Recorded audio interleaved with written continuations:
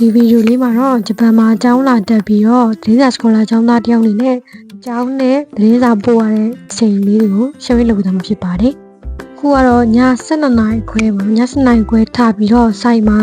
သတင်းစာတော့ယူရတယ်။ခုကသတင်းစာတွေကိုကြော်ညာစာရွက်တွေထည့်ရတယ်ပေါ့နော်။အဲကြော်ညာစာရွက်တွေထည့်ပြီးတော့မှကိုပို့ရမယ့်အိမ်ကြီးအတွက်နဲ့သတင်းစာကိုယူပြီးတော့ပို့ရမှာဖြစ်ပါတယ်။အဲကြော်ညာထည့်တာကမိနစ်40လောက်တော့ကြာပြီပေါ့နော်မိနစ်40ဆိုတော့စနစ်ခွဲသွားလို့ရှိရင်ဟိုတနာရီထိုးကန်ဒီလောက်မှရောက်တယ်ပေါ့နော်တနာရီထိုးကန်ဒီမှရောက်ပြီးတော့သတင်းစာတွေကိုကြော်ညာထည့်တယ်ပြီးရင်တနာရီခွဲကန်ဒီလောက်တနာရီခွဲလောက်ပြီးဖြစ်ဆိုင်ရနေစထွက်တယ်ပေါ့နော်ဒါတော့ဆိုင်ငယ်ပေါ်သတင်းစာတင်ပါမယ်ဆိုင်မှာသတင်းစာပို့ရတဲ့ရေတွက်ကကိုကအနည်းဆုံးပဲပေါ့နော်200တောင်မပြည့်ဘူးဒါပေမဲ့ပို့ရတဲ့နေရာတွေကတိမ်နဲ့ရန်ဝေးတော့300လောက်ပို့ရတဲ့လူနဲ့လည်းအချိန်ကတူတူတော့ပဲတော့ကြာတယ်ပေါ့နော်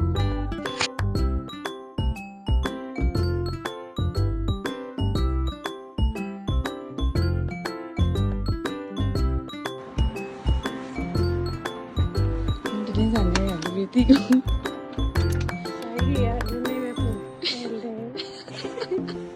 ပြင်ဆိုင်ငယ်ပေါ်သတင်းစာတင်ပြီးသွားလို့ရှိရင်သတင်းစာစပို့တယ်ပေါ့နော်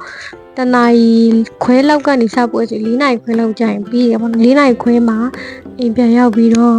2နာရီကျော်လောက်ခဏအိတ်တယ်ပြီး9နာရီလောက်ထားပြီးတော့ကြောင်းသွားဖို့ပြင်ရတယ်ပေါ့နော်သတင်းစာလုံးရပေမန်းနေဆိုတာတဲ့အိတ်ရေးက2ချိန်ခွဲပြီးအိတ်ရပါညဆိုလို့ရှိရင်9နာရီ10နာရီလောက်ကနေစအိတ်ပြီးတော့7ခွဲထားတယ်ပြီးရင်နောက်တစ်ချိန်သတင်းစာပို့ပြီးပြန်လာတဲ့ချိန်အိတ်တွေပြင်ကြောင်းသွားဖို့အတွက်9နာရီလောက်ထားရတယ်ကျောင်းကပြန်ရင်လည်း2နာရီလောက်ညနေပိုင်းတစ်ခါသတင်းစာထပ်ပို့ရသေးရပါတော့ဒီကတော့43လက်တိုက်ကနေ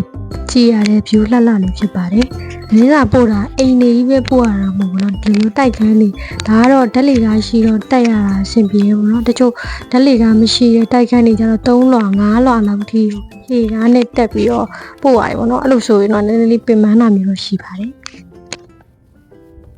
နောက်ဆုံးတိုက်ခန်းပို့ရတဲ့ချိန်ရောက်တော့4နာရီ15 4နာရီခွဲလောက်ဆိုရင်တော့မိုးလင်းနေပေါ့နော်နွေရာသီဆိုတော့မိုးလင်းတာမြန်နေပေါ့နော်ဒါကတော့မီးပွိုင်းမိနေတော့တစ်ပြက်အိမ်ပြန်ရောက်ပါပြီခဏအိမ်ပြီးကြောင်းသွားပါရမယ်ဘိုင်ဘိုင်